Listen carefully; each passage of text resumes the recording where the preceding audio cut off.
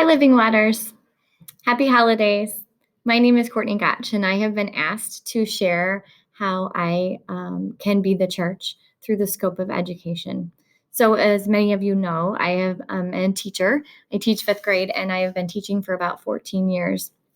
Education is all about gaining knowledge, gaining understanding, and making connections with others. So, in teaching for 14 years, you might think, well, maybe she has an idea for the best lesson. What's the best way that kids can learn? What's the best activity? What's the way that they can engage the best assignment? And in this long time of teaching, what I find is the best way that kids learn, and really humans as overall, not just kids, but the best way people learn is when they're allowed to be the ones to ask the questions.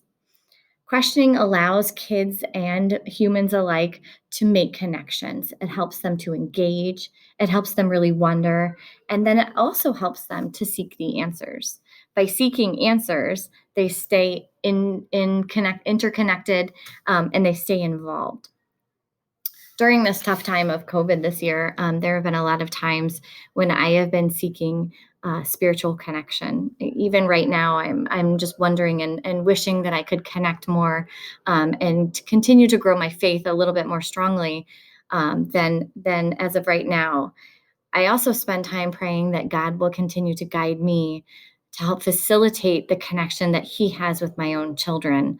Um, that's something I think that many parents pray for, and I think it's something even that teachers hope for, is how can God continue to work in children? How can children continue to build this relationship?